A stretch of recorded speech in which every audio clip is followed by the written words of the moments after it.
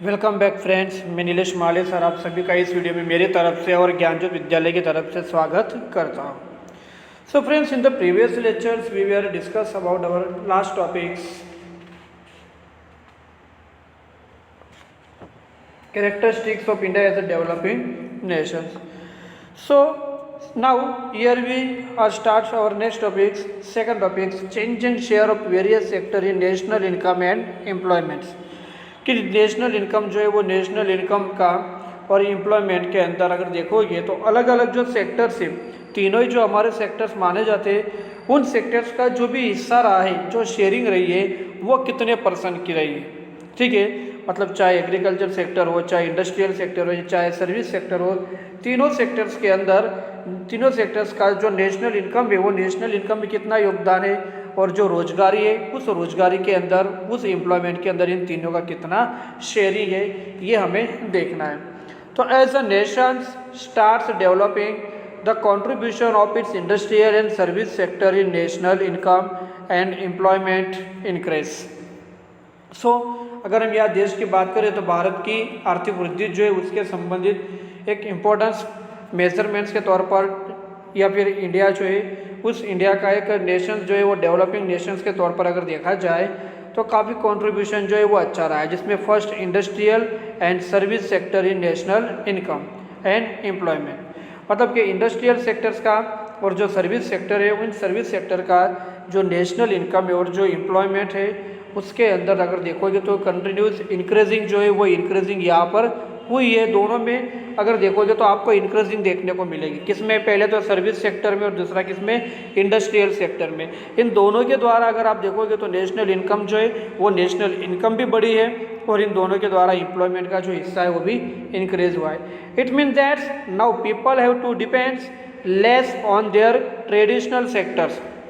इसका मतलब तो ये हो गया कि मैक्सिमम पीपल जो है उन लोगों को पहले अपना जो ट्रेडिशनल सेक्टर था, कौन सा, एग्रीकल्चर सेक्टर, उसके ऊपर अभी उनको डिपेंडेंट जो रहना है वो डिपेंडेंट कैसा रहेगा, अभी लेस रहे, ज़्यादा डिपेंड रहना पड़ेगा नहीं।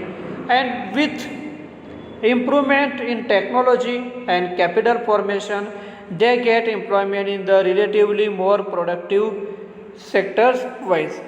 और इसी तरह से अगर देखोगे तो जो इम्प्रूवमेंट हो रहा है, टेक्नोलॉजी जो है वो बढ़ रही है, साथ ही साथ अगर देखोगे तो कैपिटल फॉर्मेशन जो है वो कैपिटल फॉर्मेशन भी बढ़ रहा है। They get employment in the relatively more productive sectors, industrial sectors, service sectors, industrial sector और सर्विस सेक्टर जो है वो क्या हो रहा है, बढ़ रहा है। India service sector has started growing significantly after the reforms of 1991। India जो है वो इंडिया अगर देखोगे तो 1991 से अगर देखोगे 1991 से अगर देखोगे तो भारत के अंदर जो है, इंडिया के अंदर जो है लगातार इन सेक्टर्स का हिस्सा जो है वो बढ़ रहा है। So India service sector has started growing significantly the reforms of 1991।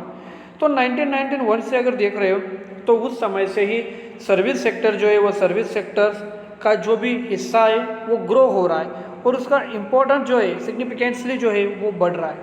The following table show the increase share of industrial and service sector in national income and employment. और इस तरह से अगर देखोगे तो जो सर्विस सेक्टर है वो सर्विस सेक्टर का और इंडस्ट्रियल सेक्टर का हिस्सा जो है वो पहले के कंपेयर में क्या हो रहा है, बढ़ रहा है।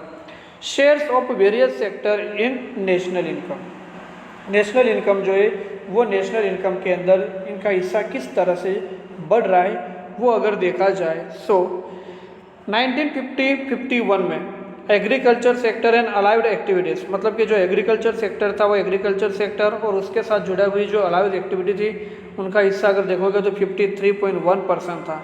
1991 में एग्रीकल्चर सेक्टर का हिस्सा डिक्रीज होकर 29.6% हुआ। 2001 में 22.3% हुआ। 2014-15 में देखोगे तो 17.6% हुआ। इस तरह से नेशनल इनकम जो है वो नेशनल इनकम का हिस्सा जो है वो कंटिन्यूस क्या होता जा रहा है, डिक्रीज होता जा रहा है। ठीक है, इंडस्ट्रियल सेक्टर पहले 16.6% था, 1991 में 27.7% हुआ, 27.3 2000 to 2001 के अंदर, और उसी के साथ साथ अगर देखोगे तो जो इंडस्ट्रियल सेक्टर का हिस्सा था 2014-15 में वो सबसे ज़्यादा इंक्रीज होके 29.7 हुआ। मतलब इसके अंदर अगर आप देखोगे दोस्तों क्या हो रही है, इंक्रीजिंग जो है वो इंक्रीजिंग देखने को मिल रही है। और सबसे लास्ट अगर सर्विस सेक्टर्स की अगर हम बात करते हैं तो सर्विस सेक्टर जो है वो सर्विस सेक्टर्स में यही हिस्सा जो है हमें यही हिस्सा में बदला हुआ दिखाई देता है। सर्विस सेक्टर का हिस्सा 1950-51 में 30.3 था, 1991 में 42.7 था, 2001 में 50.4% था, 2014-15 में अगर देखोगे तो 52.7 था। तो इस तरह से ऑल ओवर अगर आप रेशियो निकालते हो तो आपको ये पता चल जाता है कि सभी के अंदर अगर देखोगे तो सर्विस सेक्टर का जो हिस्सा है वो हिस्सा स्लोली बढ़ रहा है। तो खाली एग्रीकल्चर सेक्टर का हिस्सा माइनस हो रहा है, बाकी अगर आप इंडस्ट्री का देखोगे या सर्विस सेक्टर का देखोगे दोनों का हिस्सा जो है वो जैसे जैसे समय बीत रहा है वैसे वैसे क्या होता जा रहा है, वो बढ़ता जा रहा है। तो ये जो रीज़न है ये रीज़न आपको यहाँ बताना चाहूँगा कि इस तरह से यहाँ पर इंक्रीजिंग जो है वो इंक्रीजिंग मात्र service sector and industrial sector में हो रही है, वाइल एग्रीकल्चर सेक्टर